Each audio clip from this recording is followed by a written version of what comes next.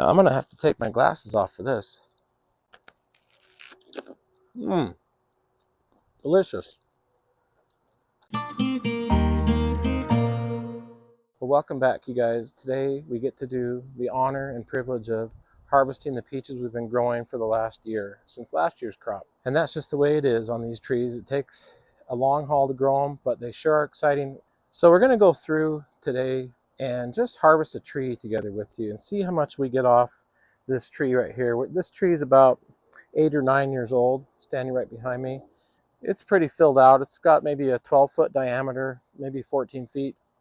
And so this will give you kind of an idea of how many peaches we get off a single tree like this. And also we can share a few tips along the way of what to look for as you're harvesting. I just want to give you a short little tour of what has happened here in the last few weeks as these peaches have blown up to baseball and tennis ball size here. And you can see how many peaches, after we thinned them to 4 to 5 inches apart, how many peaches are hanging on these branches. And you see it gets really heavy on these branches.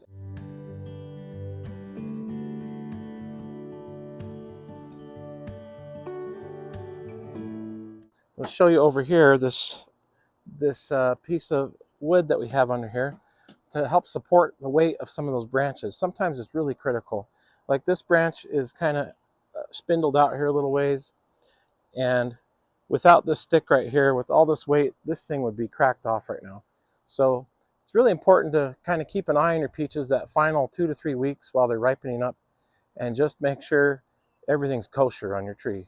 So we were just talking about on that other tree, potential breakage when that weight gets going. Here's an example of one in the front. Now just 2 days ago, this was still up here, but it was bending out quite a ways, and we didn't think it would break. We just didn't catch it. We've been busy on the farm doing other things, but it just so happens that this one snapped, because these are becoming ripened in the middle of July. And in the middle of July, where we're located out here in the Mountain West, we start getting a lot of thunderstorms coming through. And with those thunderstorms, we get the real heavy microburst winds. We get 40, 50, 60 mile an hour wind gusts. And this might be exactly what happened to this. When you can imagine that wind coming through and just bouncing these heavy branches up and down, you can see why something like that might happen, a big crack. So it'd be great if we could get all these peaches off here right now, because if you notice, there's some thunderstorms moving around right now. So we're going to try to harvest all these rest of these branches off. So let's go do it. So we're going to start harvesting on this tree with this branch right here. And we're going to do it kind of systematically, just like when we prune and when we thin. Go through the different areas. And I think we'll be amazed at the weight, how it's lifted off this piece of wood right here. In fact, it may even bounce back up. And it certainly will bounce back up in a few days after we pull these off.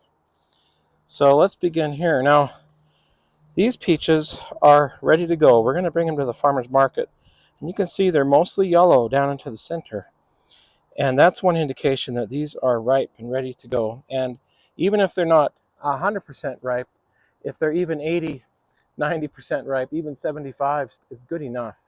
You can sit them on the counter for a few days and they'll finish ripening off. So we want to get everything, pretty much everything on this tree. It looks like it's within the 70, 80, 90% mark. Now, if it wasn't, we probably could find one that maybe isn't as ripe. Here's one here. And if we pull that off, you'll notice how it has this greeny look to it in here. And obviously it's not as red out here as well, but that's not necessarily the indicator, because if it was yellow down in here, it would be ripe. But it's got more green in there. And so this one might only be in the 50 to 60% range, and it's not quite there. We'll just clean this tree off, and we can sort through these things when we go to the farmer's market a little bit later. So as we're doing this now, especially on these ripe ones, we want to get a good grip on the peach here as we're pulling it off, kind of with our whole hand and the palm of our hand.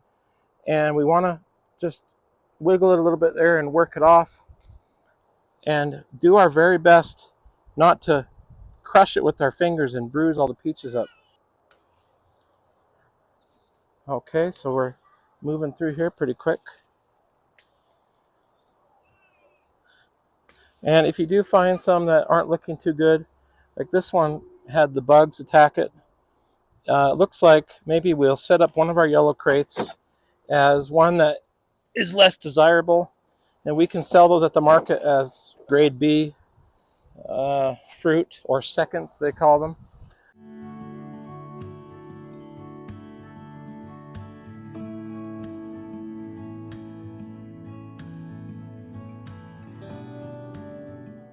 And if we find some that are really ripe, where it's almost impossible to pull them off without bruising them with our thumb, then maybe those ones are good for eating tonight.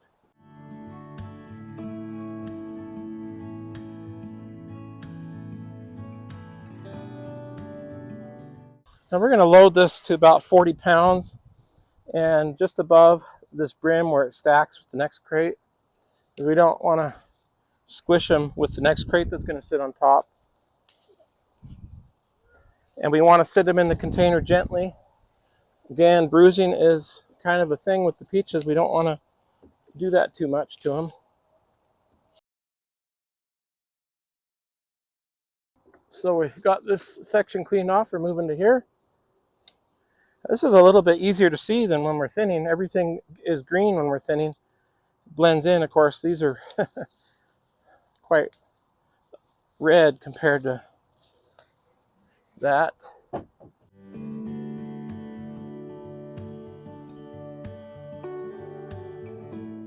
Boy, we had a heavy peach crop this year. It was hard to thin them. They were so thick.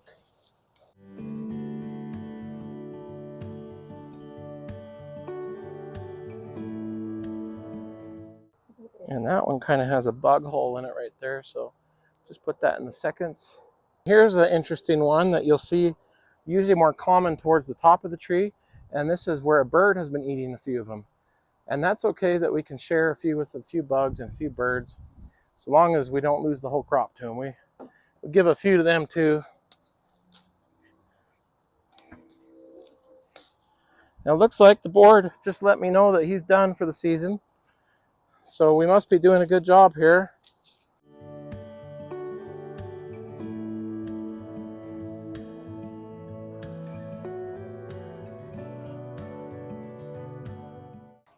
I believe these containers right here are considered to be a 1 bushel container, or roughly 45 to 50 pounds when they're full. So let's see if we can get 45 pounds of peaches in there.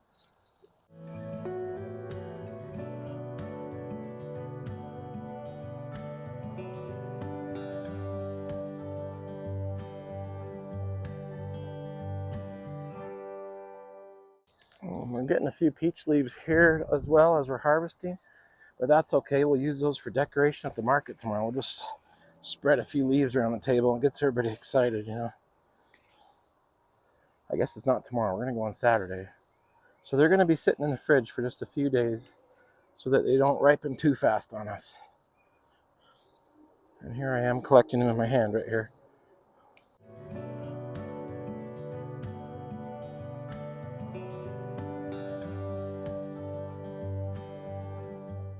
Now, a lot of the big farms that grow the peaches, they grow a lot of the varieties that you see in the grocery store. So they're going to grow a little bit more of maybe a hardy variety, or almost like, well, some people would call them a garbage peach, honestly. But what it is those peaches have kind of been bred and raised to be a shipping peach, they would call it. So they don't taste quite as good, and they're not quite as soft, and they're not quite as fuzzy. But these ones that we're picking are those top of the line peaches, fresh eating peaches that you're going to find at the market in the height of the summer. And so they're a little bit more fragile, so taking our time with them to make sure they don't get all bruised up hard.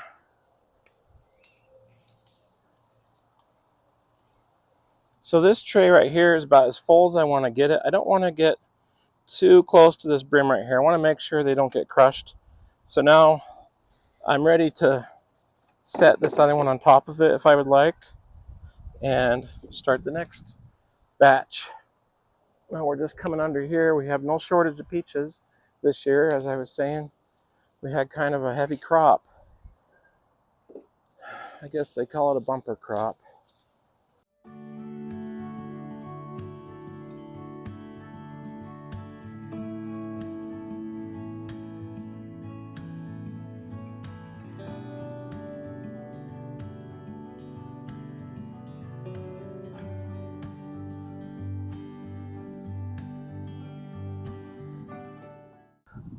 So that wind is really threatening us here. It's picking up here and there and trying to get these harvested off before it gets worse.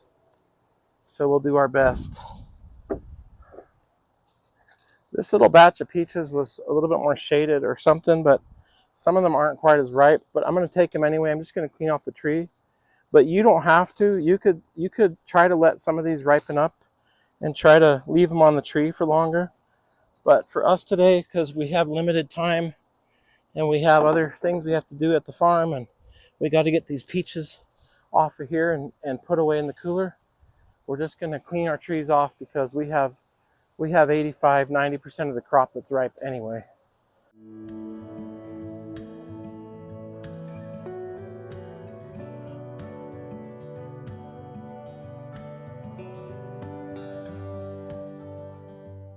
Got some real nice peaches. I think the people will be very happy with these at the market. And this variety that we're picking right now is called the early Red Haven variety. And today is July 15th. So it kind of gives you an idea of when some of these early peaches start coming on. And some years are a little bit earlier, some are a little bit later. I've had these ripen up, these early Red Haven trees, into like July 26th and towards the end of the month. And I've also had them as early as July 10th and July 12th some years. So it just kind of depends, but that's usually where they're falling. They're falling in the middle of July. And then from there we have a lot of other varieties that start to kick in as we go through the heavy peach season.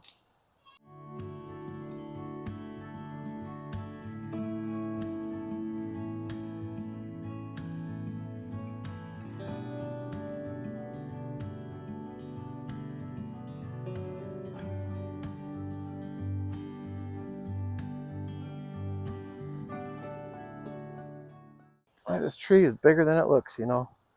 These trees are quite amazing. You know, one of the things, because we grow a lot of vegetables on our farm out in open fields, and the peach trees are amazing because they give us boxes and boxes and boxes of fruit off a relatively small area, because all this fruit is going up into the skyline. So it's called airspace, I guess, is what the airport calls it. But in other words, for the same amount of ground, if we grew something like potatoes here, we might get 150-pound bag of potatoes out of the same area, whereas we're going to get maybe as much as 2, 3, even sometimes 400 pounds out of a tree of the same area. So it's pretty incredible what these trees can do. And it's just starting to rain just a little bit. So I think what we'll do is we'll go throw these in the cooler. It's not ideal to get water on all your peaches as you're harvesting them. It can start molding and start breaking them down, start rotting faster. So we want to try to keep them dry if at all possible. Now, I don't know how big this cloud is, so we'll figure that out. But for right now, I think we'll go put these in the cooler and then we'll be right back. Well, we're back from putting those in the cooler, and we'll take a look at that cooler when we get down here. But this is our camera lady, Rachel. She also, most importantly, is my wife.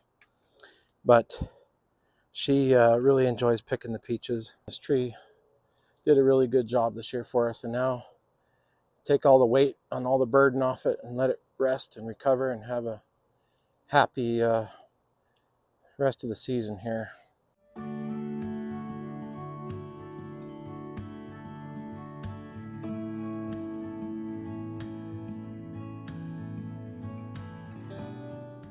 Rich let me borrow the mic because this is literally the perfect peach. I've never seen a perfect peach more than that. It's like the right size, the right color, the right tone.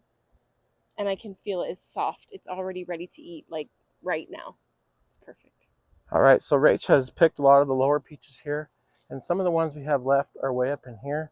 So we may have to go get our handy dandy ladder out so that we can finish those off. But I'm a little bit taller, so I'm gonna try to pick a few more in here before we have to do that.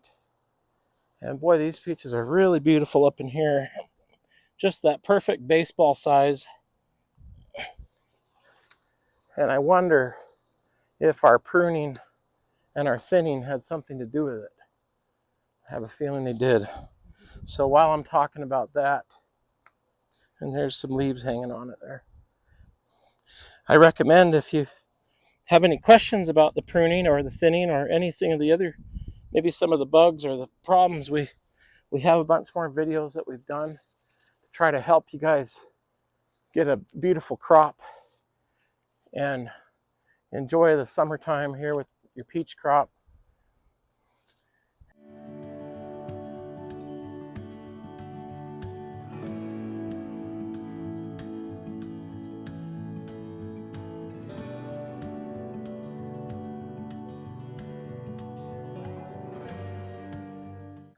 So working on the ladder is not as quick.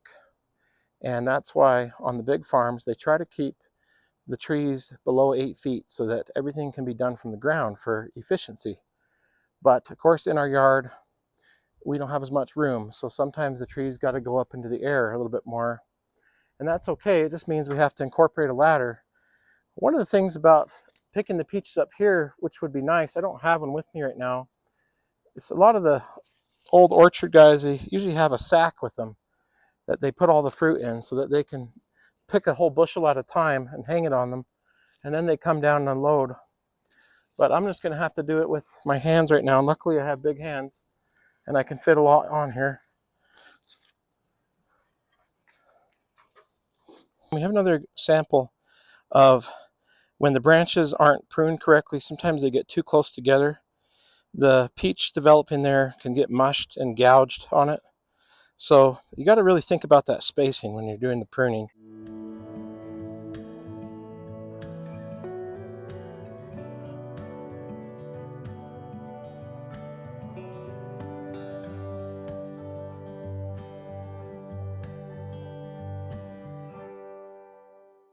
Well, you know, it gets really humid this time of year. Whenever we do this, it always seems like it's almost twice as humid inside the leaves here, these trees.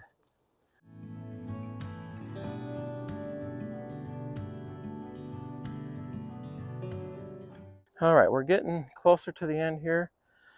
Soon we'll be searching for a few stragglers in the tree. And because they're red, they should be easy to find. Although you'd be surprised, you come back a few weeks later and there's still one hanging on there sometimes. I just dropped my first peach on the ground. Well, this area on the tree is a little bit hard to get to. And that might be something I need to keep in mind as I'm pruning next winter. Kind of try to make sure I make it reasonable to get to the different areas of the tree. Maybe cut away some of the areas that are too hard to reach. So now these ones at the top of the tree, they're pretty ripe. They're probably the most ripe on the whole tree. And that's because they're right there baking under the sun all day long. So I shouldn't need to hike a mountain after I hike up this ladder 100 times. Got several other trees we got to go do. So hopefully we trying to do the fun one first with you guys. And this is one of our favorite trees. And then we'll go visit the other ones. But I shouldn't have said that too loud. Those other trees might get a little jealous.